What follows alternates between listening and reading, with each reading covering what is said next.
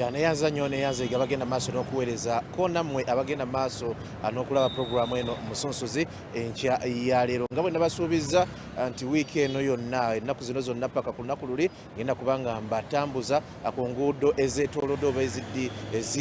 ezirinaanye ekisaawe eky'Kololo ewagenda okubeera olukuŋŋaana olwa Independence Night. Olunaku lugenda kubeera lwokutaano kakati tubala lwakusatu na lwakuna nnaku bbiri zokka okutuuka ku lunaku mulindwa naye era nga mmwe abatambulira mu bidduka ebyenjawulo okusingira ddala ab'emmotoka mbagamba nti ebikwekweto ku nguudo ez'enjawulo ebikwata abalina obugombe ebikwata abalina obutaala obupaatiike oba bwe batadde ku mmotoka zaabwe bikyagenda mu maaso. Eggulo ekyengero olw'eggulo twakiguddemu awo nga militale yegenda mu maaso n'okuduumira ebikwekweto ebyo kubanga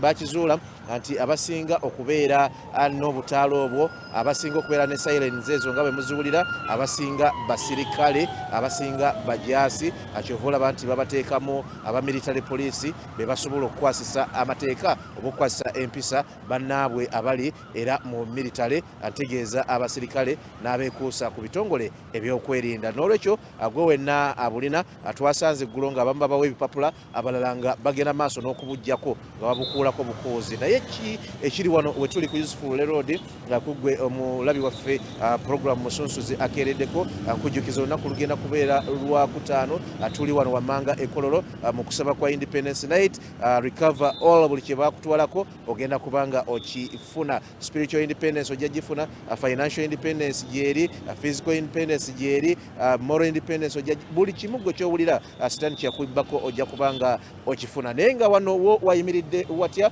kuggwe agenda mu bitundu biri ebya Jinja Road agenda ku bitaala ebyo ebya Kitugumu eyo ye kamera gyetunudde ki ekiriyo embeera bwetyo bweyimiridde nti wana ba traffic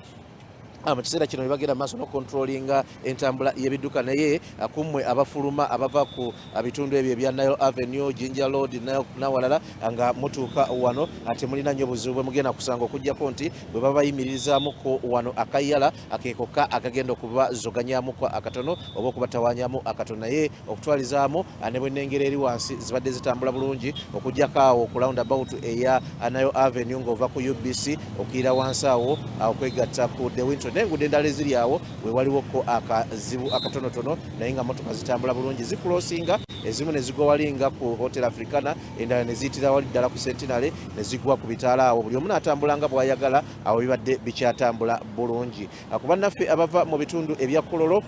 lwe luguudo lwennyini olututwala ku kisaawe e Kololo Kololo Independence Grounds kye mulabye ewali olukuŋŋaana ku lunaku olwokutaano awo olaba nti motoka zitambula bulungi ezijja n'eziddayo. Wano waliwo ebitaala bya mirundi nga 6 okutuukira ddala ekamwokya naye nga byonna ate abavuga motoka babirespectinga olaba yo tewali jaamu yenna gwoyinza kwogerako nayo motoka zitambula bulungi. Ate ku bannaffe abava mu bitundu ebyewandegeya nammwe abava mu bitundu eby'Nakasero abava mu bitundu ebyetoolodde wano wonna nawo tewabadde buzibu bwonna ku mmwe abakedde okutambula kubanga olaba ebidduka bitambula bulungi okuggyako ebitaala n'abatrafiki ababisibamukko akatonotono naye nga olaba nti abatrafiki ababadde wano wakati kakati bavuddewo kubanga omulimu gwe bagukoze wano watera okukwatira ddala naye olaba nti gwe bakoze okutaakemu ewali emmotoka ennyingi ne zitambula entono ne bazisibamu guleese akalembereza wano kuba nti ati wakyali jjaamu gwoyinza kwogerako enkya ya leero naye ate we batabeerawo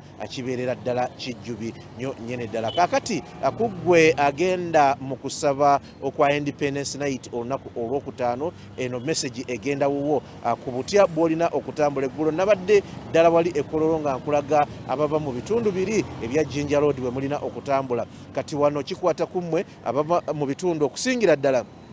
ebya Gayaza Road, ebitundu ebya Bombo Road, ebitundu ne Hoima Road akatonotono biyinza okubanga bibakwatako.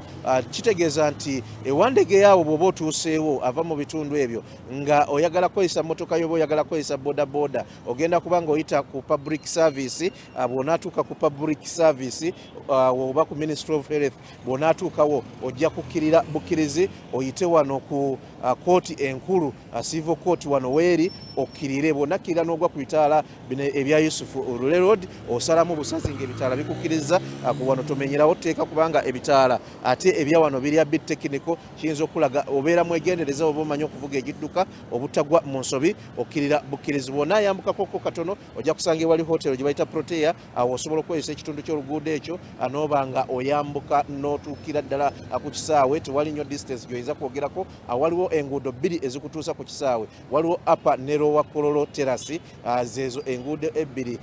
bw'oba nga otuuse wano ojja kuba olaba obupande obukudirectinga bw'otambula wano nga omaze okusukka wano ku Yusufu Road we tuli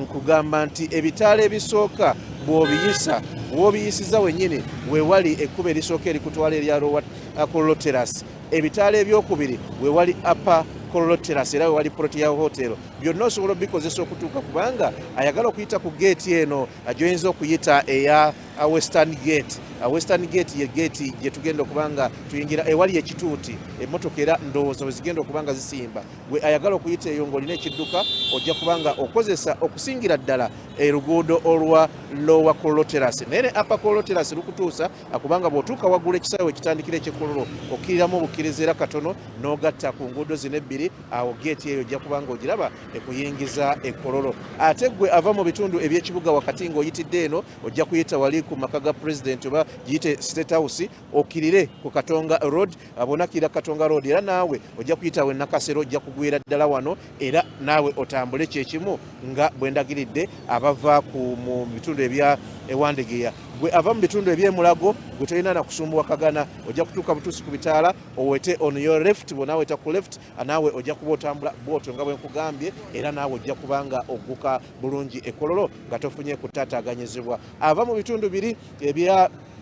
National Theatre UBC eyo giyite Nile Avenue awo wonnaawo naawe ava ensambya nga gw'ogamba ojagala kuyita sayidi eno nawe bw'onaatuuka ku bitaala ojja kuweta on your right bw'oweta ku right okkirire naawe ojja kutuuka ku nguudo ezebbiri ebitaala ebibiri ebyo bw'obivaako bye bikutwala ate ku your left ku your right n'oba nga ogguka ate ewali olukuŋŋaana luno ng'oyise erudda eyo era ab'emmotoka abasinga eyo gye mugenda okubanga musimba ebidduka byammwe mabega w'ekituuti kubanga waliwo ekibangirizi kinene nnyo ddala kijja okubaweebwa okubanga musimba mmotoka zammwe bwe mbanga nkikutte bulungi nga zinakkirizibwa okubanga zituukayo ava emulago awo naawe nkutegeezezza naawe ava ku nguudo kati nga ku bbiri ava mu bitundu ebya awo wonna okwetooloola awo katugambe abava ku bitundu ebyekasanga titwala tugenda wonna bwe mutuuka emulago ku roundabout mujja buzi temwambuka eri Kamwokya wajja batawaanya okubanga ate muyita eri Kasabalanka oba ku Constitutional Court nedda mujje butereevu wano muwete on your left mujja kubanga nammwe mutuuka bulungi ekololo olunaku olw'enkya nja kgenda ate ku sport endala ate ndagire ab'ebitundu ebirala nammwe butya bwe muyinza okutuuka wano naye nga mbagamba nti abannaffe aba takisi batutegeezezza nti bo beetegese bulungi nnyo okubanga babatambuza ki ekiri mu batakisi beetegese batya beera ku Sooti TV ku ssaawa eziddako ogenda kubanga olaba akeetereekero ku kano na butya bwe bagenda okutambuzaamu bannayuganda okubatwala ku lukuŋŋaana oluli ekololo kubanga twakoze dda appointment tugenda kubanga tubalaga kimu ku kimu na butya abannaffe abatakisi bwe bagenda okubasaabazaamu okubatuusa ekololo tova ku munnyo ekyo kyo tugenda kikuleetera maaso awo katono olabe gwe atambulira mu takisi butya bw'onaatambula olunaku olwokutaano Muhammad Wamala ne ttiimu munzikirize mbaddiza omuzindaalo oba oli awo ku ssaawa eziddako awo katono oba essaawa eddako tunaaba tuddiŋŋana ate mu puroguramu nga bwe zigenda naddala ku nteekateeka eno eri wano wansi ku kisaawe ekololo